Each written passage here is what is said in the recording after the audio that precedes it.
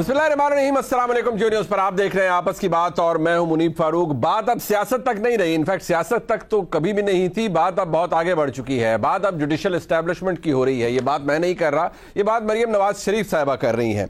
जो बातें अब हमारे सामने हैं और जो हकायक भी अब हमारे सामने हैं, बहुत सी ऐसी बातें हैं जिनसे अब ये डिड्यूस किया जा सकता है, ये राय निकाली जा सकती है कि मुल्क के अंदर जो सियासी हालात हैं वो महज सियासत तक नहीं रहे, बल्कि वो पहले मिलिट्री एस्टैब्लिशमेंट के पास होते थे, लेकिन अब उसके अंदर एक इंटरवेंशन पाकिस्तान की आला अदलिया की भी है। एक सियासी मामला, इलेक्शंस का मामला हमेशा सियासी होता है, लेकिन आइन की रूह से वो पाकिस्तान की आला अदलिया के पास है। आला अदलिया ने फैसला दिया, हुकूमत उस पर अमल दरामद करने से गुरेजा है, हुकूमत के पास अपने दलाइल हैं, लेकिन इमरान खान साहब कहते हैं कि जो मुज़ाकरात हो रहे हैं, अगर उनके ऊपर यह नतीजा निकलता है कि 14 मई को तमाम असेंबलियां तहलील कर दी जाती हैं तो फिर इकट्ठे इंतखाबात कराने पे हम एग्री कर सकते हैं। लेकिन अगर ऐसा ना हुआ तो फिर ये होगा कि इमरान खान साहब सड़कों पर होंगे, उनकी जमात सड़कों पर होगी और एक तहरीक निकाली जाएगी। लेकिन जैसे ही हम ये कह रहे हैं, मुज़ाकरात का कोई फेट पहले भी इतना हौसला अफजा नहीं था। हर एक को पता था कि ये मजबूरी में मुज़ाकरात हो रहे हैं, गो कि अभी तक उनके नतायज सामने नहीं आए। और कल रात 9 बजे का भी वक्त है मुज़ाकरात के हवाले से। सुप्रीम कोर्ट ने अपनी रिपोर्ट इलेक्शन कमीशन से मंगवा ली है कि इलेक्शन कमीशन को पैसे नहीं गए। सवाल यह पैदा होता है कि पाकिस्तान की सियासत का फैसला सड़कों पर होगा, सुप्रीम कोर्ट के अंदर होगा, क्या पाकिस्तान की हुकूमत को मुर्द इल्ज़ाम ठहराया जाएगा? और सबसे बड़ी बात यह है कि जो बातें पाकिस्तान की आला अदलिया के बारे में हो रही हैं, उनकी बात पुरस कहाँ से होगी, उनके हवाले से कौन जवाब देगा? क्योंकि जहाँ हम ये देखते हैं कि मुल्क के जो सीनियर प्यूने जज हैं पाकिस्तान की सबसे बड़ी अदालत के काजी फाजिसा साहब, वो आज खत लिखते हैं कि जुडिशल कमीशन का इजलास बुलाया जाए, 2 जजेस की जगह खाली है, सीनियर तरीन जज साहिबान जो कि चीफ जस्टिस हैं उनको एलिवेट, सुप्रीम कोर्ट के अंदर जो तमाम आसामियाँ हैं उनको पुर किया जाए। और तासुर ये डेवलप हो रहा है कि ये जुडिशल कमीशन का इजलास नहीं बुलाया जा रहा। अब क्यों नहीं बुलाया जा रहा? शायद इसका जवाब इतना ही आसान है तलाश करना जितना कि 2 + 2 4 करना है। बहरहाल सवाल यह है कि जो बातें पाकिस्तान की आला अदलिया के हवाले से हो रही हैं, क्या वो सिर्फ आला अदलिया को ही बदनाम करती हैं या पाकिस्तान के पूरे निज़ाम इंसाफ के ऊपर सवाल उठा देती हैं? ख़ास तौर पर जब कोई वकील, कोई बड़ा वकील, कोई नोटेबल शख्सियत ऐसी गुफ्तगू करे तो फिर सवाल ज़्यादा अहम हो जाता है। मैं इसलिए कहूँगा कि अमानुल्लाह कंडरानी साहब वकील हैं। अब वो जो गुफ्तगू कर रहे हैं, उन्होंने जाहिर बात है जो एक अपनी तरफ से एक क्लेम किया है, वो ऐसा नहीं है कि उसको कोई अवॉइड कर दिया जाए या उसके हवाले से बात ना की जाए। सुप्रीम कोर्ट के जज साहिबान के हवाले से, उनके कॉन्डक्ट के हवाले से पहले भी लोग सवाल करते रहे हैं। वो क्या फरमा रहे हैं, जरा सुनिएगा। साजिश ये थी और है अभी तक कि जनाब इमरान खान को 2/3 मेजॉरिटी दिलाओ। वो जो गुमाश्तों की बात कर रहे भूल साहब, पीछे से अभी तक खतरात मौजूद है। वो ये है, चीफ जस्टिस को टेन्योर पोस्ट डिक्लेयर कर दे जो 3 साल के लिए हो। 2 फरवरी 2022 को बंदियाल साहब ने हलफ लिया। अगर इसको ये 3 साल मिल जाते इमरान खान के जरिए आइंदा आने वाली असेंबली से, तो ये जनाब अपने रिटायरमेंट सितंबर से पहले 3 साल के लिए चीफ जस्टिस का हलफ उठाएगा और ये जाएगा 2025 में। जब ये बंदियाल साहब 2025 तक रहेगा, काजी साहब सितंबर 2024 में रिटायर हो जाएगा। जो पीछे बैठने वाले उनको भी काजी साहब अच्छा नहीं लगता है, बंदियाल भी रहेगा। और इसके बाद काजी के जाने के बाद एजाजुल हसन 3 साल के लिए बनेगा और एजाजुल हसन के दौरान जनाब मंसूर शाह साहब रिटायर हो जाएगा, मुनीर अख्तर बनेगा। यह ड्रामा है, इस ड्रामे के खिलाफ आपने उठना है। ये इल्ज़ाम भी हो सकता है, उनके अपने ज़हन की इख्तरा भी हो सकती है, लेकिन वो साबिक सदर सुप्रीम कोर्ट बार है, वहाँ और भी वकला मौजूद हैं। और जब आप खलवत में जलवत में बहुत से मुल्क के नामी ग्रामी वकला से बात की जाए जो कि डिवाइडेड है, उनमें से एक लॉट ऐसी है जिसका यही ओपिनियन है और वो समझते हैं कि सारा मसला ये है। आज जो गुफ्तगू ख्वाजा आसिफ साहब ने की हामिद मीर साहब के प्रोग्राम के अंदर, वो भी बड़ी इंस्ट्रक्टिव है, जिसमें वो ये फरमा रहे हैं, पंजाबी में कह रहे हैं कि सारा रौला इस सितंबर का है, यानी सितंबर के महीने का सारा मसला है जिसमें चीफ जस्टिस साहब ने जाना है। और उनकी गुफ्तगू से ये अख्स किया जा सकता है कि जो तमाम जल्दी है इंतखाबात करवाने की, खासतौर पर पंजाब में, वो यही है कि फौरी तौर पर इंतखाबात करवा दिए जाएँ ताकि इमरान खान साहब इक़्तिदार में आ जाए। इक्तदार में वो कैसे आएंगे? जाहिर बात है वोट लेकर आएंगे। और क्यों वोट मिलेंगे? क्योंकि पॉपुलर है।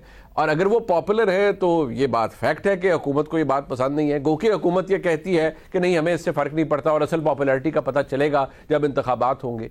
तो एक सवाल तो हुकूमत से बनता है कि अगर पॉपुलैरिटी ही पता करवानी है आपने तो हाथ कंगन को अर्सी क्या आप करवा लीजिए पॉपुलैरिटी, या कुछ इस तरह से नेगोशिएट कीजिए कि दोनों की बात रह जाए। लेकिन वहां पे भी हुकूमत और पाकिस्तान तहरीक इंसाफ के दरमियान जो गैप है वो ब्रिज नहीं हो रहा। इमरान खान साहब ने अपना अल्टीमेटम दे दिया, फरमा रहे, सुनिए। कल हमने इनसे मुज़ाकरात में एक बात कहनी है कि अगर 14 मई से पहले आप अपनी असेंबलियां डिसॉल्व करते हैं, हम तैयार हैं जॉइंट इलेक्शन के लिए। लेकिन अगर ये बहाने मार रहे हैं कि बजट देके तो उसके बाद इलेक्शन होगा, अगर ये समझते हैं कि हम इनके इस बदयानतदार मंसूबे के अंदर आ जाएंगे, फंस जाएंगे और इंतजार करेंगे कि जी सितंबर में इलेक्शन होगा, किसी गलत फहमी में ना रहे। 14 मई से पहले आपने असेंबलियां ना डिसॉल्व की, हम सुप्रीम कोर्ट के पास कहेंगे कि जी हमें पंजाब का इलेक्शन चाहिए और पख्तूनख्वा का इलेक्शन चाहिए। एक दफा फिर आपको खुशामदीद कहते हैं। अपने मेहमानों का तारुफ करवा देते हैं। हमारे साथ मौजूद है जनाब मोहम्मद जुबैर साहब, सीनियर रहनुमा है पाकिस्तान मुस्लिम लीग नून के। बहुत शुक्रिया आपका जुबैर साहब। जनाब सलीम बुखारी साहब हमारे उस्ताद हैं, मुल्क के नामवर सहाफ़ी हैं, आप हमारे साथ मौजूद हैं। बुखारी साहब आपका बहुत शुक्रिया। और जनाब इरशाद भट्टी साहब, द वन एंड ओनली, आज स्टूडियो में तशरीफ़ रखते हैं। आप खुद अंदाज़ा लगा सकते हैं कि इस वक्त मेरे जज्बात क्या हैं। अगर मैं अपने असल जज्बात की तर्जुमानी करूं तो फिर तो भट्टी साहब यहाँ नहीं बैठ पाएंगे।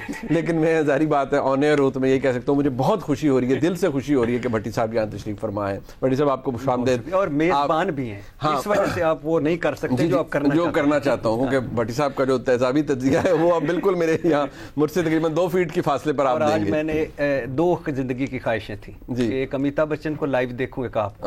आज एक पूरी होगी, बस इसके बाद आपका काम तमाम हो सकता है। बहुत शुक्रिया भट्टी साहब आपका। मैं जरा जुबैर साहब आपसे गुफ्तगू का आगाज करना चाहूंगा। ये एक तासुर जो आपकी हुकूमत जिसका आप हिस्सा हैं, यानी कि आपकी जमात हिस्सा है और लीड कर रही है, शहबाज शरीफ साहब वज़ीर आज़म है, वो ये है कि आप लोग मुज़ाकरात के मामले में आपकी नीयत कभी ठीक थी नहीं। इसलिए के अंदर आपके मुज़ाकरात में जैसे ख्वाजा आसिफ साहब, again a senior leader, ended up saying यार ये तो मुज़ाकरात सियासतदानों के लिए मतलब टाइम पास भी होता है, ये चलता रहता है, इसका कोई नहीं है। मियां जावेद लतीफ़ साहब अगेन सेइंग कि मुज़ाकरात कैसे जी, इनका कोई नतीजा नहीं निकलेगा, ये वो। तो फिर जो भी बातें उस कमेटी के अंदर हों वो बेसूद हैं और शायद आप किसी नतीजे पर पहुंच भी नहीं सकते। ये सिर्फ टाइम गेनिंग टैक्टिक है या बस आप उलझाए हुए हैं पाकिस्तान तहरीक इंसाफ को भी? आपकी बात सही है। मेरे ख्याल है पाकिस्तान मुस्लिम लीग नवाज में आपको पता है एक पॉइंट ऑफ व्यू, ये बहुत स्ट्रॉन्ग पॉइंट ऑफ व्यू ये रहा है कि इनके साथ कोई बातचीत नहीं करनी, पीटीआई वालों के साथ।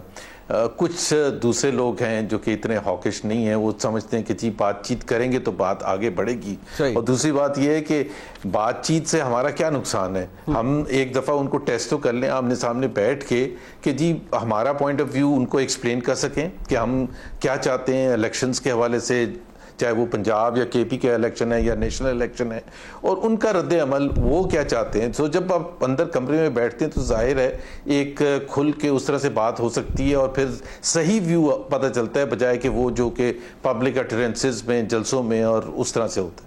तो उस हवाले से मैं तो बिल्कुल उसमें शामिल हूँ कि बातचीत होनी चाहिए।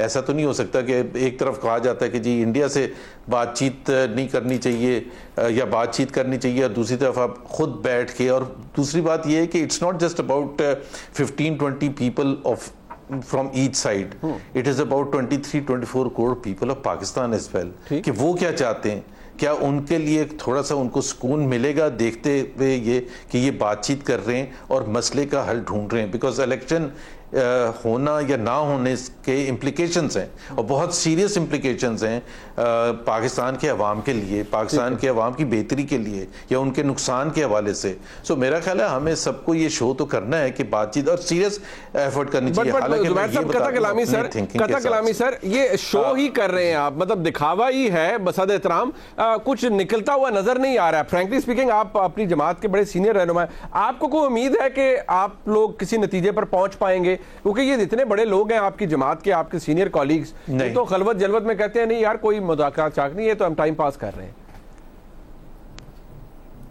नहीं, एफर्ट तो होनी चाहिए, लेकिन अगर आप मेरे से पूछ रहे हैं कि क्या मैं ऑप्टिमिस्ट हूं इस बारे में, तो मैं बिल्कुल भी नहीं हूं। मेरा ख्याल है ये बातचीत फेल होगी और इल्ज़ामात होंगे और काउंटर इल्ज़ामात होंगे, क्योंकि गैप इतना ज़्यादा है, मिसट्रस्ट इतना ज़्यादा है, स्टेक्स इतने हाई हैं दोनों तरफ इलेक्शन होने या ना होने के हवाले से, कि उसमें एक मिडिल ग्राउंड मुझे तो नहीं समझ आता कि अगर कोई दोनों पार्टीज उस पर एग्री करे। अल्लाह करे मैं इस किस्म के जो मेरी असेसमेंट है गलत हो और कोई नतीजा निकले, बट एज ऑफ नाउ मैं नहीं समझता कि कोई नतीजा निकलेगा। और एक मैं कमेंट जरूर करना चाहूँगा, ये जो लॉयर का आपने फॉर्मर प्रेसिडेंट का सुप्रीम कोर्ट बार सुनाई थी, मेरा ख्याल है ये तो हमें अवॉइड ही करनी चाहिए। लेकिन ना उनका अपना असेसमेंट है, कॉन्स्पिरेसी थ्योरीज होती है, किसी और की अपनी कॉन्स्पिरेसी, ये इसलिए नहीं होना चाहिए, ये इसलिए नहीं होना चाहिए।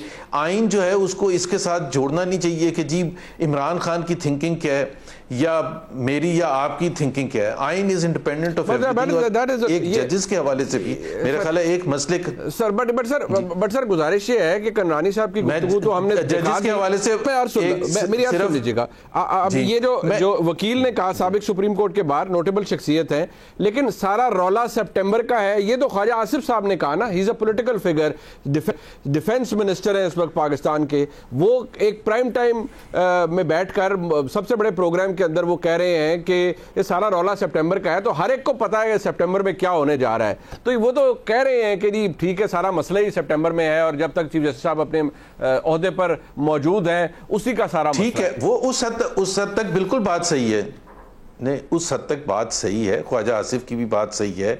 और इसमें इमरान खान की ख्वाहिश को आप ये तो नहीं कह सकते कि वो अगर समझते हैं कि जी सितंबर से पहले इलेक्शन होंगे तो उनके लिए अच्छा आसान होगा इलेक्टोरल प्रोसेस में, तो ये उनको आप ब्लेम तो नहीं कर सकते।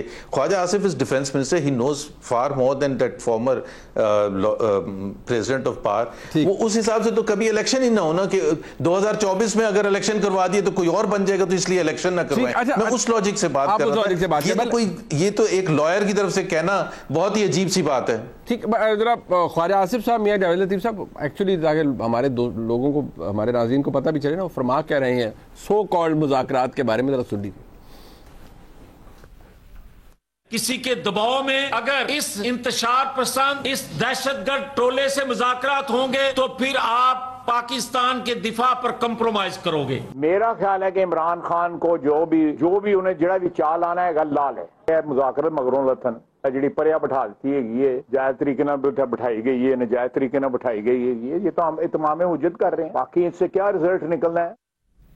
इत्माम हुज्जत मतलब फिर बात क्लियर है। अभी जैसे शाह महमूद कुरैशी साहब भी कहते हैं कि क्या ये दोनों वुज़रा, वो बड़ी बाइज़्ज़त शख्सियत हैं कुरैशी साहब, वो कह रहे हैं क्या ये दोनों वुज़रा इस हुकूमत का हिस्सा नहीं, और वो क्या बातें कर रहे हैं। मेरे ख्याल में कुरैशी साहब को खुद भी पता है कि हमें टाइम पास ही हो रहा है, लबड़ा कख भी नहीं। बड़ी साहब आप मुस्कुराइए ना, आपके पास अभी मैं नहीं आऊँगा, मुझे पता है, हालांकि मैंने बड़ी कोशिश की। आपने कोशिश की है कि आप मेरी तवज्जो हासिल करें, लेकिन वो आपको नहीं मिलेगी, ये आपको नुकसान है स्टूडियो में बैठने का। लेकिन दूसरी तरफ चूंकि उस्ताद मुकर्रम है जनाब सलीम बुखारी साहब, तो मैं उनके पास जाऊँगा।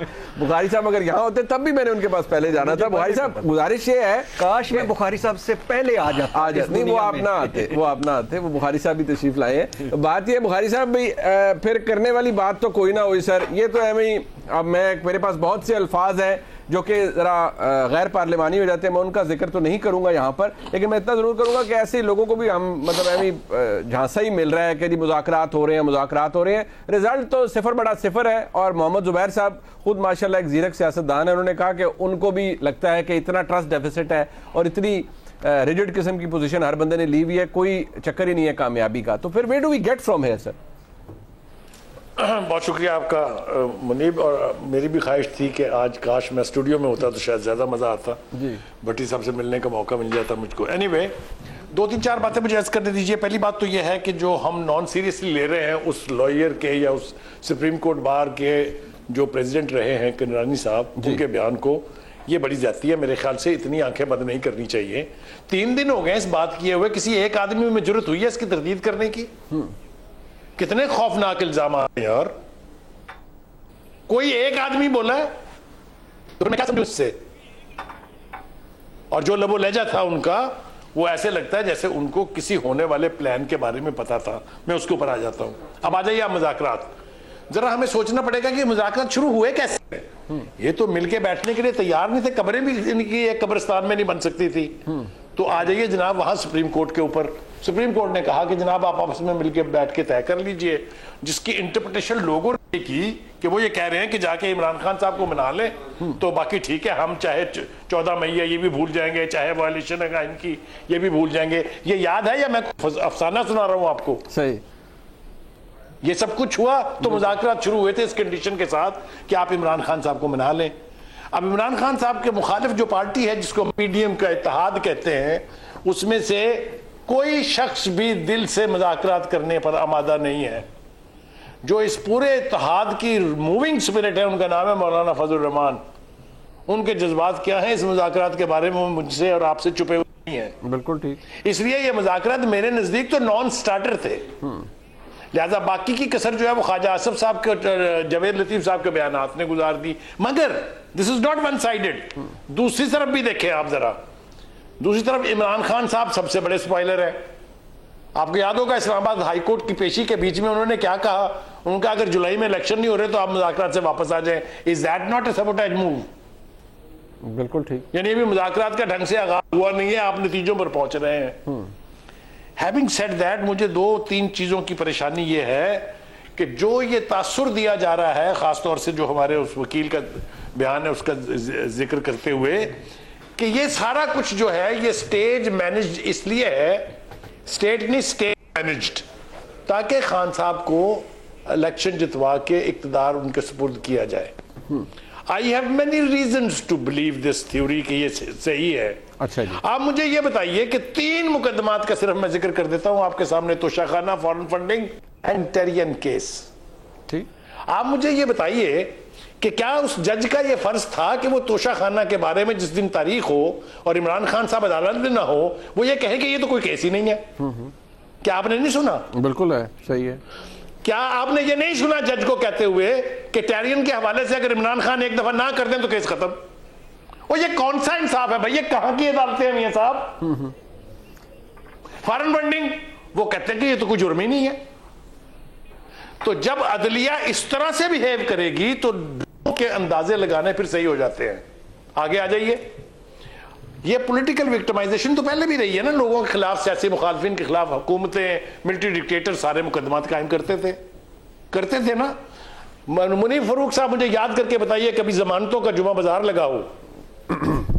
एक दिन में एक अदालत से 8-8 मुकदमों में जमानतें, 15-15 मुकदमों में जमानतें, तो मैं क्या समझूं इसको?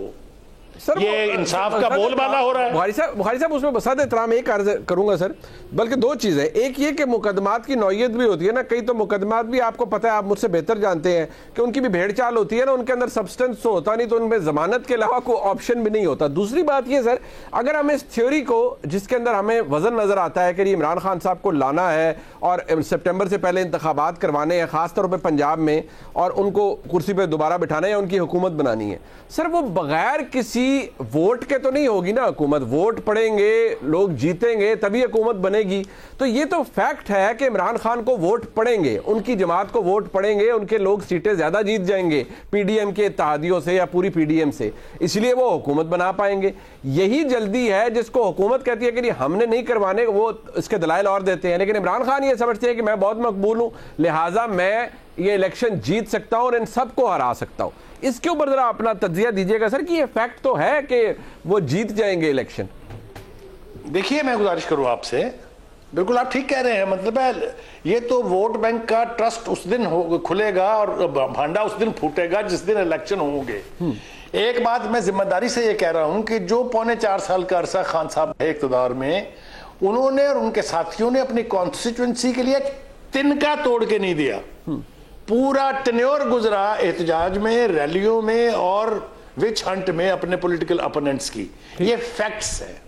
और याद रखिए, ये इलेक्शन जो है पाकिस्तान के, जो भी इसको समझता है, जी कॉन्स्टिट्यूएंसी में अगर आपने काम नहीं किया हुआ तो वोटिंग वाले दिन किसी ने नहीं पहचानना आपको। हमारा कल्चर है, ये हमारी रवायत है। जब पलट के आप जाएंगे उस तरफ तो पता तो लगेगा उस दिन। तो इसको तो छोड़ देते हैं पोलिंग डे के लिए, लेकिन ये सितंबर की जो सिग्निफिकेंस है उसके हवाले से एक बयान खान साहब का मैं आपके सामने दोहरा देता हूं। वो ये है कि अगर मुझे 2/3 मेजॉरिटी ना मिली, सिंपल मेजॉरिटी मिली, तो मैं फिर असम्बलियां तोड़ूंगा और नए इलेक्शन के लिए जाऊंगा। ये कौन करवाएगा? इसके लिए आला अदलिया की हाईएस्ट पेडेस्टल पे बैठा हुआ एक शख्स चाहिए, उसके बगैर नहीं होता ये। ठीक, मतलब इससे आगे मैं नहीं जाऊंगा। ठीक, नहीं वो काफी आगे तो हम खैर चले भी गए सर। इसमें मैं एक मुख्तसर सा ब्रेक है, मैं भट्टी साहब के पास आऊंगा।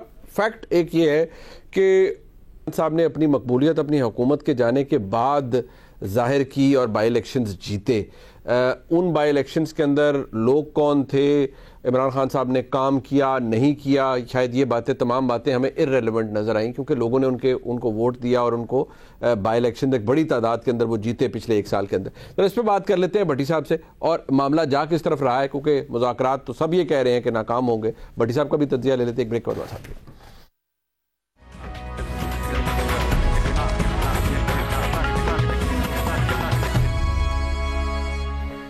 एक दफ़ा फिर आपको खुशामदीद कहते हैं अपने इस प्रोग्राम में। भट्टी साहब, इमरान खान साहब के हवाले से जो एक पूरी ये जो थेरी करी, और अभी ख्वाजा आसिफ साहब ने भी कह दिया सितंबर का ही सारा रौला है, अब उसको हम ना माने या उस जो कंडरानी साहब ने कहा उसको भी अहमियत ना दें, लेकिन एक बात तो फैक्ट है कि इमरान खान साहब ने बाई इलेक्शन जीते हैं, जमात उनकी पॉपुलर है, टिकट उनका इस वक्त सबसे ज़्यादा हॉट फेवरेट है, और बंदे भी उनके पीछे बहुत हैं, रैलीज भी निकालते हैं, बड़ी हो जाती हैं, जलसे भी अच्छे हो जाते हैं। इमरान खान साहब अपनी पॉपुलैरिटी के पीक के ऊपर है, लेकिन ये जो एक थेरी है कि जी नहीं, उनको सितंबर से पहले इंतखाबात करवाने हैं ताकि फिर बाद में मसला ख़राब हो जाएगा, और दूसरी ये कि जी वो कंडरानी साहब कह रहे हैं काजी फैज़ल साहब का रास्ता रोकना है। अच्छा, आज का ये लिख लीजिएगा प्रोग्राम। वैसे 3 बातें पहले इस सवाल के जवाब। पहली बात तो ये है कि मुझे, जैसे सारों ने कहा, मुझे मुज़ाकरात कामयाब होते नज़र नहीं आते, और अगर मुज़ाकरात कामयाब हो जाते हैं बज़ाहिर और उस पर कोई डेट भी हो जाती है तो उस डेट पे अमल होता नज़र नहीं आ रहा। मुझे 8 अक्टूबर को भी इलेक्शन नज़र नहीं आ रहे। अच्छा, हाँ, मतलब आपको अभी वाले नहीं, आगे भी नजर 8 अक्टूबर को भी नहीं नजर आ रहा। दूसरी बात है, एक तो मुज़ाकरात होते नजर नहीं आ रहे, दूसरे इलेक्शन होते नजर नहीं आ रहे, तीसरा एक अजीबो गरीब है, उसको मैं अभी उसको अगर आप मुझसे कोई कहें कि इसको कोई प्रूफ करें तो हो सकता है वो मुश्किल हो, लेकिन मुझे लग रहा है, एक ऐसा फील आ रहा है कि नवाज शरीफ साहब के केसेस में बड़ा मेजर ब्रेक थ्रू होने वाला है। शायद वापसी का उनका सफ़र शुरू हो गया है। अच्छा, और ये मैं इस पॉइंट के लिए आपकी खबर है या आपका तज्जिया? बस अभी इसको तज्जिया समझे, खबर भी है, लेकिन मैं अभी इसको कोई, वो कहते हैं ना कि जो पूरे लवाजमात खबर के होते हैं वो मेरे पास नहीं है। ठीक है, लेकिन आप नुक्ते जोड़ सकते हैं। हाँ, नुक्ते वो, लेकिन मुझे लग रहा है कि वापसी शुरू हो चुकी है।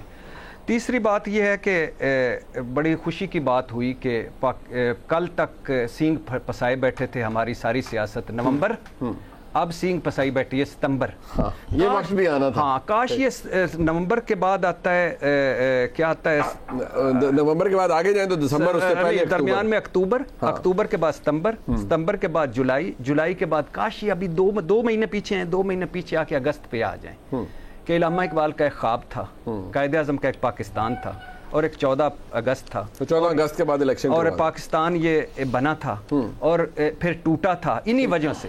और आज वो मैंने आपको पहले भी आपके प्रोग्राम में कहा ना, भुट्टो साहब होते कहते हैं वेल डन पीपल्स पार्टी, जो कुछ मैंने किया था आप वही कर रहे हो, और ज़ियाउल हक साहब तो जो कुछ किया था वही नून लीग भी कर रही है। वो आइन को ऐसे ही समझ रही जैसे उन्होंने मुंह से कह दिया था कि उठा के रख दें, ये फेंक दें। अलबत्ता मुफ्ती महमूद साहब का मुझे डाउट है कि वो क्या सोचेंगे मौलाना साहब के बारे में। तीसरी बात है कि वो पाकिस्तान जो जिसमें अब आटा अफगानिस्तान में सस्ता है, मैं किसी बड़े मुल्क की नहीं दे रहा, पेट्रोल अफगानिस्तान में सस्ते हैं, करेंसी अफगानिस्तान की ज्यादा मजबूत है। अच्छा, ख्वाजा आसिफ साहब का बिल्कुल जी सारा रोल है सितंबर तक। अगर इसको दूसरे एंगल से भी देखें तो वो सितंबर का ही रोल है, मतलब दोनों साइड। हाँ, दोनों साइड। दूसरे एक ऐसे तो ये जिक्र नहीं करना चाहिए क्योंकि जज साहबान को मुतनाज़ा हम खुद बना रहे हैं। नहीं, मैं किसी को, मेरे लिए दोनों बंदियाल साहब और साहब काबिल एहतराम जज हैं। नहीं, मैं वैसे मुआवरतन कह रहा हूं ना कि दोनों साइड से मुतनाज़ा खुद बना रहे हैं। मैं तो इस हक में नहीं हूं कि इदारा, लेकिन दोनों तरफ से रोला सितंबर का है। और सुप्रीम, लेकिन ये मैं पूछना ये चाहता हूं इन सारे लोगों से कि बात सितंबर तक क्यों पहुंची है? जिस दिन असम्बलियां टूटी थी आइन बड़े वाज़ेह था, बात ना सितंबर तक पहुंचती, ना चीफ जस्टिस तक पहुंचती, ना उसको नोटिस तक पहुंचती, ना 9, ना 7, ना 5, ना 4, ना 3, ना हाई कोर्ट, ना सुप्रीम कोर्ट, ना लेफ्ट राइट, ना दाएं बाएं, ना पार्लियामेंट बामुकाबला सुप्रीम कोर्ट, पहुंचती ही ना यार। क्यों? आप तो कहते थे इमरान खान असम्बलियां तोड़ा, इलेक्शन करवा दे। अच्छा, अमानुल्लाह कररानी साहब पे बात कर लें जी। अमानुल्लाह कररानी साहब वो हैं, जब फायज ईसा साहब के खिलाफ रेफरेंस आया था तो इन्होंने कहा था कि कट मरेंगे, जल मरेंगे, फलां कर देंगे, ये कर देंगे, आज़ाद अदलिया पर हमला है, फलाना है, फलाना है, फलाना है। उनका एहतराम। लेकिन मुझे बताएं कि अदलिया खिलाफ एक मुनज़्ज़म मुहिम पिछले 6 महीने से चल रही है। बात चीफ जस्टिस की सास तक पहुंची हुई है, किरदार तक पहुंची हुई है, कंडक्ट तक पहुंची हुई है, फैमिली तक पहुंची हुई है। ये कहाँ गए हैं अमानुल्लाह कररानी? जस्टिस नकवी साहब की ऑडियो आई जिस पे तहकीक होनी चाहिए, सुप्रीम जुडिशल काउंसिल में जाना चाहिए और मामला क्लियर होना चाहिए। लेकिन किस मुल्क में होता है कि उनका वजीर दाखिला अपनी प्रेस कॉन्फ्रेंस में फॉरेंसिक से पहले, ट्रायल से पहले, नतीजे से पहले चला दे? किस मुल्क में होता है कि मरियम नवाज साहब जलसे में कहें ये साजिशी जज हैं जिनमें 2 सुप्रीम कोर्ट के सर्विंग जज? कहाँ गए करनानी साहब की आज़ाद अदलिया और वो खुद? एक तरह की थ्योरियां मत पेश करें, ये दुनिया पागल नहीं है। आप एक जज की इज्जत है जो सारों से बड़ी है और बाकी जजों की इज्जत ही कोई नहीं। वैसे बड़ी दुरुस्त बात की भट्टी साहब आपने, अगर इससे हम अगर आपकी मिसाल को जो आपने सही पॉइंट आउट किया कि ये किस मुल्क में होता है, वहीं अगर मैं देखूं बहसियत एक तालिब इल्म के, तो ये किस मुल्क में होता है कि एक अदालत के अंदर जज साहिबान बैठे हों और एक सियासी मामला हो, उसके अंदर सियासी जमातें फरीक हो और वो कहें कि हमें सुना जाए हमारी इस्तदलाल, तो उन्हें कहा जाए आपको सुनेंगे और फिर अगले दिन केस का फैसला आ जाए। ये किस सुप्रीम कोर्ट में होता है कि एक सिटिंग जज ऑफ द सुप्रीम कोर्ट के हवाले से बातें सामने आएं और वहां पर उसके ऊपर लगभग कोई कार्रवाई ना हो, वेरिफिकेशन ऑफ कंप्लेंट ना हो, कुछ ना हो? ये किस सुप्रीम कोर्ट के अंदर होता है कि जहां सियासी नौयत के सवालात आएं और उसके ऊपर खास नौयत के केसेस, खास नौयत के जज साहिबान सुने? ये भी किसी सुप्रीम कोर्ट में नहीं होता। ये सारी बातें मैं आपकी एग्री करते हुए, मैं भी एग्री कर रहा हूं ना कि ये वाकई आप, मैं इसकी सारी बातों से एग्री करते हुए, क्योंकि ये लंबी डिटेल है, दो तरह के, दोनों साइड। लेकिन ये किस जगह होता है कि वजीर दाखिला कहे कि जितना मर्जी जोर लानी ला ले, इलेक्शन नहीं करवाना? किस में होता है बाज़त, किस में होता है कि हुकूमत कहे कि 8 अक्टूबर को भी इलेक्शन नहीं होंगे?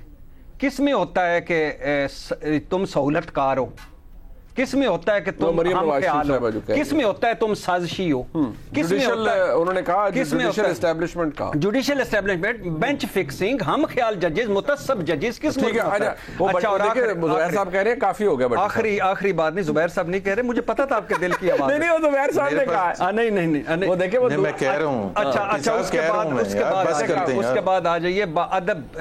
यानी मैं वैसा जो हम सीखते हैं बुखारी साहब से, मेरे उस्ताद हैं, और मैं बड़ा वाकई मोहब्बत है मुझे इनसे। एक दो लम्हों पे बड़े मुश्किल वक्त आए तो उन्होंने फोन करके कहा कि कीप इट अप, तो ये साथ खड़े होने वाले। लेकिन मुझे एक बताइए सर, आपने कहा मुकदमों का जमानतों का जुमा बाजार लगा हुआ, इस 1 साल में सर इस पे बात करें कि मुकदमों का जुमा बाजार नहीं लगा हुआ, सस्ता बाजार लगा हुआ। सारे नवाज शरीफ साहब, जरदारी साहब, शहबाज शरीफ साहब, आखिरी 1 मिनट, शहबाज शरीफ साहब, बिलावल साहब, मरियम साहबा के सारे मुकदमे इकट्ठे करें, बकौल इमरान खान 140 मुकदमे कैसे? अच्छा, मेरे सिर्फ जुमला मुकम्मल, मैं आपसे बहस में बिलावल पे मुकदमा, तौहीन जरदारी साहब पे मुकदमा, तौहीन इलेक्शन कमीशन पे मुकदमा, एक तकरीर पे मुकदमा, एक बयान पे मुकदमा, एक ट्वीट पे मुकदमा। अच्छा, फिर इमरान खान साहब को तो मैं, फिर उसके बाद इमरान खान साहब को तो कुछ हुआ ही नहीं, एक दिन वो जेल में नहीं गए, किसी ने उन्हें पकड़ा नहीं। यहाँ तो लोग 5 साल के लिए मैं कह रहा हूँ 3 दफा वज़ीर आज़म फारिग हो गए। मैं कह रहा हूँ इधर से उठ के मैं खुद छोड़ के आता हूँ उनको जेल में। लेकिन सिर्फ और फिर दूसरी बात है कि इस मुल्क में हुदैबिया के जो ओपन एंड शट केस बंद किया था हमने, उसे भी कबूल किया। अच्छा, चले वो एवन फील्ड से हुदैबिया का जिंदगी की गारंटियां भी मिल गई, टेक्निकल बुनियादों पर बंद होता है। जुबैर साहब, I leave it to you sir. मैं गुजारिश ये है कि भट्टी साहब ये कह रहे हैं 1 साल के अंदर बहुत कुछ हुआ है, लेकिन जो इस वक्त क्रिएट किया जा रहा है हुकूमत की जानिब से, आपने आइन को वही बना दिया जो कि ज़ियाउल हक साहब ने बना दिया था, आप भी इसे रद्दी की टोकरी में खुदा न खास्ता फेंकना चाहते हैं? नहीं, अल्लाह ना करे ऐसी बात है। एक तो वो भट्टी साहब सारा दिन टीवी पर होते हैं, कभी कभार हम आते हैं, हमें बोलने का मौका दिया करें। वो तो अभी भी मेरा ख्याल है 3 प्रोग्राम और करेंगे, बिल्कुल, बाकी जो बकिया रात पड़ी हुई है। तो अच्छा, मौका दिया करें भट्टी साहब, आपको सुन के पक गए हमारे, पक गए वो आज ऐसे पक गए। अच्छा, दूसरी वो बड़ा, मैं तो महीने के बाद प्रोग्राम कर रहा हूँ, उधर भी आपको सुन रहा था, इधर भी आपको सुन रहा हूँ, तो आपके आर्गुमेंट्स बड़े अच्छे होते हैं। लेकिन मैं उसी की बात करूंगा। उसी की बात करूंगा जो आपने कहा 1 साल की कहानी नहीं फिर आप करें, इसको 4 या 5 साल ले जाएं। आज जो जजेस के साथ मिसट्रस्ट है पूरी कौम का, क्योंकि आधे जजेस का हमारे लिए प्रॉब्लम है, आधे जजेस का उनके लिए प्रॉब्लम है, तो पूरी कौम का मिसट्रस्ट है इस पूरे 15 रुकनी सुप्रीम कोर्ट पर। और वो इस वजह से नहीं हुआ कि एक दिन बैठ के उन्होंने सो मोतो अभी ले लिया, ये इस वजह से हुआ है कि ये 4, 5, 6 साल की तारीख चली आ रही है जब उन्होंने ऐसे ऐसे फैसले दिए और ऐसी ऐसी चीजें की जिसकी कोई कानून में हैसियत नहीं थी, धज्जियां उड़ा दी। मतलब ये वही इजाजुल एहसन है ना। तो आप खुद सोचें कि अगर मैं और आप हों और फेस कर रहे होते 2017 में पनामा में इजाजुल एहसन होते, मतलब मैं फेस कर रहा होता या आप फेस कर रहे होते कि उन्होंने 5-0 का फैसला दे दिया जो बिल्कुल जिसकी कोई लॉजिक ही नहीं है, और उसके बाद उन्हीं इजाजुल एहसन को मॉनिटरिंग जज बना दिया, सेशन जज के ऊपर बिठा दिया, और फिर उन्हीं इजाजुल एहसन को 75 केसेस में जहां PMLN है उसमें बिठा दिया, तो मिसट्रस्ट तो होगा ना। ये तो नहीं आप कह सकते कि आप बिल्कुल, मैं तो उन लोगों में हूं ही नहीं जो कॉन्स्पिरेसी थ्योरीज में बिलीव करता हूं, लेकिन कॉन्स्पिरेसी थ्योरीज इसलिए जन्म लेती हैं क्योंकि हमारा पास्ट है, और पास्ट इतना खराब और इतना भयानक है कि वो उस पर लोगों को, आप खुद बताएं भट्टी साहब, आपको अगर बेंच बनता है, आप नाम देखते हैं, आपको पता चल नहीं जाता कि फैसला क्या होगा। जब ऐसा हो जाए, एक कॉमन आदमी भी जब ये बता दे कि ये अगर 4 जजेस हैं या 3 जजेस हैं तो फैसला इस तरफ आएगा, और अगर ये 3 जजेस हैं तो फैसला उस तरफ आएगा, तो इसमें ना मैंने एक कंट्रीब्यूट किया ना आपने कंट्रीब्यूट किया, इसका पूरा अपना हिसाब किताब है। बिल्कुल मैं इसके अगेंस्ट हूं कि टेप नहीं करना चाहिए और किसी की प्राइवेट गुफ्तगू नहीं होना चाहिए, लेकिन क्या साकिब निसार के बारे में जो हम 2017-2018 में कहते थे कि वो PTI के इलेक्शन सेल का हिस्सा हैं, वो देखे कहां जाते थे? PTI के लोगों के साथ देखे जाते थे। वो लंदन में उनको सबसे एक्सपेंसिव होटल में ठहराया जाता था, उनको लंदन में तकरीबात में लेके जाया जाता था, तस्वीरें खींची जाती थी। एक चीफ जस्टिस के लिए ये मुनासिब था कि इलेक्टोरल प्रोसेस शुरू होने वाला है और वहां वो अपने आप को PTI के झुरमट में नजर आए। और फिर वो चाहे वो डैम फंड था, वो डैम फंड उनको भी अकल थी कि इससे कुछ भी नहीं होगा, लेकिन सारे वो करैक्टर्स जिसमें जनरल बाजवा भी थे, जिसमें इमरान खान भी था, जिसमें साकिब निसार भी थे, वो तमाम कैरेक्टर्स इसलिए वो उन्होंने इशू उठाया था क्योंकि वो एम्बैरस करना चाहते थे एज इफ कि PMLN इज एट फॉल्ट कि अगर डैम नहीं बने। लेकिन जिस दिन इमरान खान आ गए अगस्त 2018 में, उसके बाद से डैम का जिक्र खत्म कर दिया, उसके बाद से एक पैसा नहीं जोड़ा, उसके बाद कुछ भी नहीं हुआ। वही साकिब निसार जिन्होंने कहा था मैं हिफाजत करूंगा रिटायरमेंट के बाद, वो कभी नजर आए हैं उसकी बात करते हुए? कभी भी नहीं नजर आए। So he was going around as a senior, एक लीडर ऑफ PTI, और अब उनके लिए वही चीज मुसीबत बन रही है। तो हम ये जो थ्योरीज होती हैं, मैं आज भी, अभी मैंने शुरू में क्यों कहा था कि इसके बेसिस पर तो आइन की इंटरप्रिटेशन नहीं की जा सकती ना, कि इमरान खान के दिल में क्या है कि सितंबर में इलेक्शन होगा। आइन को आइन ही के हिसाब से देखना चाहिए और उसी के हिसाब से इंटरप्रेट करना चाहिए। ये सलीम बुखारी साहब मेरी बात को शायद समझे नहीं थे कि अगर वो संजीदा हैं तो संजीदा, अगर वो हैं तो और 100 वकील और संजीदा हो जाएं और वो कहें जी अगर दिसंबर में हो जाएगा तो ऐसा ऐसा हो जाएगा, तो फिर क्या इलेक्शन ही नहीं होंगे? सो हर चीज को अपने हिसाब से लेना चाहिए। अच्छा, चल एक बड़ा तफसीलन जवाब दिया आपने तमाम बातों का। मैं जरा सलीम बुखारी साहब के पास जाना चाहूंगा, एक मुख्तसर सा ब्रेक लेते हैं, वापस आते हैं, कोशिश करते हैं हम इस जगह कंक्लूड कर पाए। ब्रेक के बाद मैं साथ रहिए।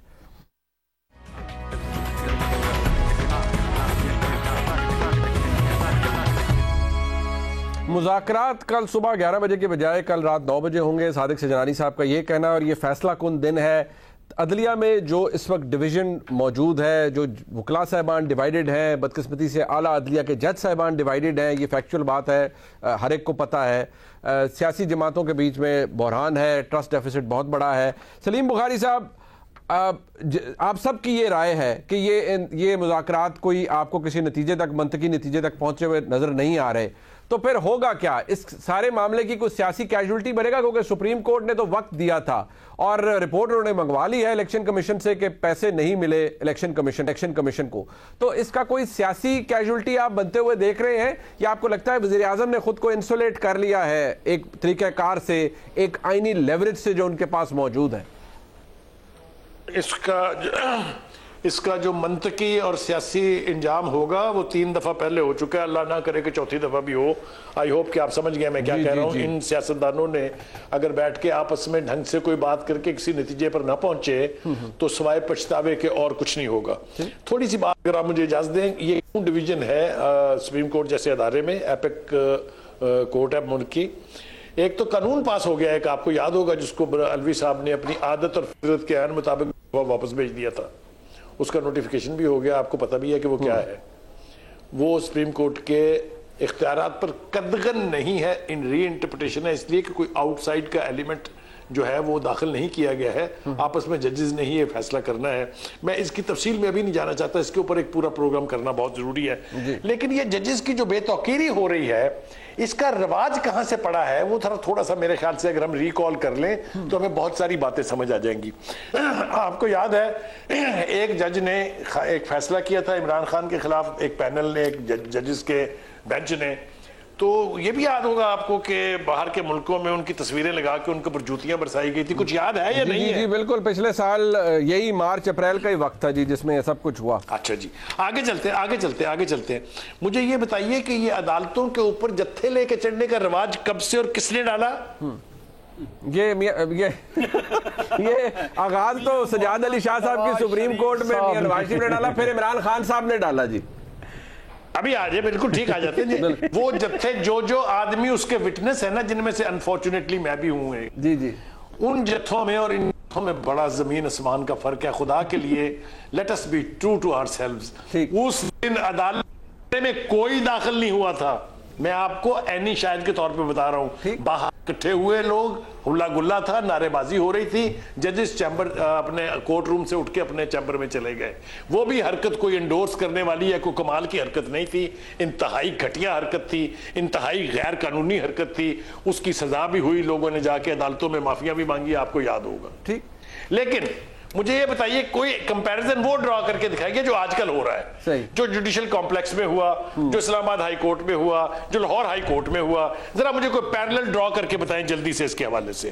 ठीक, अब जी एक तासुर ये है मुनीब कि ये फैसले धड़ाधड़ जिस नौयत से जिस तरह से हो रहे हैं, इसकी वजह एक खौफ और डर है।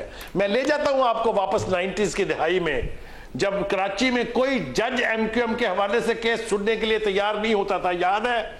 या छुट्टियों पर चले जाते थे, या ट्रांसफर करवा लेते थे, या महीनों केसेस पड़े रहते थे। ठीक, ये अदालतों को डराने का रिवाज चाहे मुस्लिम लीग ने डाला है, चाहे एमक्यूएम ने डाला है, चाहे पीटीआई ने डाला है, ये खौफनाक काम हुआ है पाकिस्तान के जस्टिस सिस्टम के साथ। यही वजह है कि यहां पर जुडिशियल एक्टिविज्म का आगाज हुआ। ले चले वापस बात इफ्तिखार चौधरी साहब और उससे होते हुए गुजरते हुए आ जाएं आप, यानी justice Gulzar, justice Asif Saeed and justice Saqib Nisar. और आज बुखारी साहब का पॉइंट क्या है?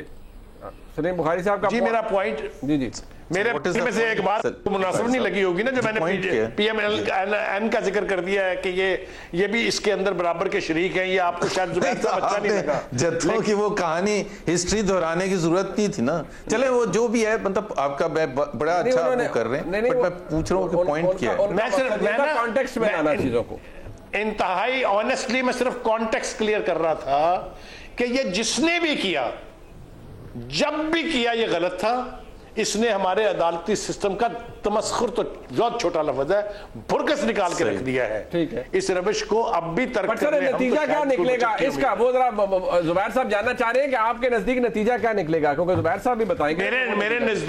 मेरे नजदीक दोनों तरफैन हमाकत करेंगे, गलती करेंगे, और वही कुछ होगा जो माजी में होता है, जो कि नहीं होना चाहिए। मेरे ख्याल से हुकूमत वक्त को दिल बड़ा करना चाहिए, अकोमोडेट करना चाहिए दूसरी साइड को। ये ड्यूटी है सिटिंग गवर्नमेंट की, ये कोई आसान नहीं है। और अगर ये नहीं होगा तो उसकी सजा सिर्फ इमरान खान नहीं भुगतेगा, सारे भुगतेंगे। अच्छा, ये जुबैर साहब से, जुबैर साहब आप क्या ऐसे ही करना चाह रहे हैं जी? क्योंकि वो उन्होंने इशारा दे दिया कि माजी में जो होता रहा है वो आप सबको पता है। अगर आप सब लड़ते रहेंगे और गुंजाइश नहीं निकालेंगे, बकौल उनके आप बड़ा दिल नहीं करेंगे, तो कीमत सिर्फ इमरान खान नहीं, आप भी पे करेंगे।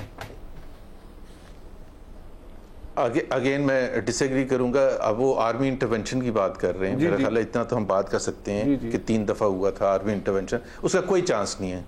0 से भी कम चांस है। अच्छा, हर लिहाज से देखें कि वो 1960s या 70s वगैरह का ज़माना या 90s का नहीं है, ना ही इंटरनेशनल एनवायरनमेंट है, ना ही पाकिस्तान की मईशत इस काबिल है कि वो इंटरनेशनल आइसोलेशन, अभी कम है इंटरनेशनल आइसोलेशन के जी पूरा ही हमारे ऊपर सारे दरवाजे बंद हो जाए, तो वो बिल्कुल नहीं है। बट हमें फैसला करते हुए इस चीज़ का इन्हिसार नहीं करना चाहिए कि चूंकि वो नहीं हो सकता इसलिए हम हिमाकत पे हिमाकत करें। मेरा ख्याल है कि इसमें एक जो सबसे इम्पॉर्टेंट चीज़ है, मुझे तो नहीं पता कि क्या एग्जैक्टली होना चाहिए, बट अगर सारे जज जो हैं दोनों साइड के, एक साइड तो बता चुकी है 14 मई का उन्होंने डेट दी थी, जो दूसरे हैं अगर वो अपना कहीं ना कहीं ये जाहिर कर दें, क्योंकि चीफ जस्टिस ने जिस तरह से हैंडलिंग की ना, तो ये नहीं पता चला कि वो दूसरे जज चाहते क्या हैं, वो क्या 14 मई का एक्सेप्ट करते हैं या नहीं करते। उन्होंने जो एतराज़ात उठाए थे, उन्होंने एतराज़ात 90 डे रूल पर नहीं उठाया था किसी जज ने भी, उन्होंने एतराज़ात वो उठाए थे जो टेक्निकल किस्म के थे। सो अभी हमें उनकी राय नहीं पता, तो उनकी अगर राय किसी तरह से भी सामने आ जाए तो मेरा ख्याल है एक कौम को पूरा, आपको लगता है ये बहरान का होगा? बड़ी साहब that is the only way out. बड़ी साहब फुल कोर्ट बन जाए, चीफ जस्टिस साहब बना दें और तमाम जज साहबान बैठ जाएं, तो फिर ये जुबैर साहब की जमात पूरी पीडीएम के पास कोई बचेगा ही नहीं बहाना कि जी फलाना जज नहीं बैठे या जज साहबान नहीं बैठे, और ये बहरान हल हो जाएगा। क्योंकि ये बात तो आप भी करते रहे हैं कि अदालती बहरान का हर बहरहाल चीफ जस्टिस साहब के अपने पास है। ये तो शुरू में ही बन जाना चाहिए था, मेरा ख्याल है। मैं अगर ये शुरू में फुल कोर्ट बन जाता तो आज बदकिस्मती हुई, बदनसीबी हुई कि ये फुल कोर्ट ना बना और मामला उलझ गया, और फुल कोर्ट बनना चाहिए था। मैक्सिमम करते वो कहते पहले हाई कोर्ट कर ले, तो 4-5 दिन बाद फिर उसी आ जाना था। आज का हाल बता दें। नंबर 1 आज। नंबर 2, अब बुरी बातें तो यानी बुरी या नेगेटिव बातें तो दोनों तरफ से हो गई कि सुप्रीम कोर्ट को तकसीम किसने किया था, हमला किसने किया था, सजाद अली शाह को निकाला किसने था, और हिस्ट्री है, और मिटाई जा सकती है। और वो ख्वाजा आसफ साहब गए थे, ख्वाजा आसफ साहब गए थे कि मैं तख्ती सियासी। अच्छा, वो तो सारा हो गया। अच्छी बात सुने, गुड नोट पे प्रोग्राम खत्म करें। मेमो गेट स्कैंडल था 2011 में, मेरे महबूब कायद मियां मोहम्मद नवाज शरीफ साहब मुखातब थे, जरदारी साहब और यूसुफ रज़ा गिलानी। वो कह रहे थे कि ये क्या है, सुप्रीम कोर्ट से लड़ना, 1 नहीं 2 नहीं 3 नहीं 10 वज़ीर आज़म चले जाएं जब तक सुप्रीम कोर्ट का आर्डर नहीं मांगे करेंगे। और मेरे महबूब कायद के छोटे महबूब शहबाज शरीफ कह रहे थे, यूसुफ रज़ा गिलानी, जरदारी साहब की मत मानो, आइन की मानो। सुप्रीम कोर्ट आइन की मुहाफ़िज़ है और हम सुप्रीम कोर्ट के मुहाफ़िज़ हैं। पाकिस्तान जिंदाबाद। बिल्कुल ठीक है। यानी कि आपको लगता है टेबल टर्न हो गए, शख्सियात बदल गई, ओहदे बदल गए, लेकिन हालात कुछ मुख्तलिफ रास्ता लेकर फिर हमारे सामने। बहरान बहुत बड़ा है जी, सियासतदानों के पास उसका हल है या नहीं, लेकिन सलीम बुखारी साहब का ये कहना है कि वसअतुल क़ल्बी का मुज़ाहरा करना चाहिए हुकूमत को। जुबैर साहब का ये कहना है कि अगर सुप्रीम कोर्ट के अंदर बैठे जज साहबान, खुसूसी तौर पर चीफ जस्टिस साहब अगर फुल कोर्ट बना देते हैं तो ये मसला शायद बिल्कुल ही हल हो जाएगा। होगा क्या, ये वक्त बताएगा। प्रोग्राम आपने देखा, देखने का बहुत शुक्रिया।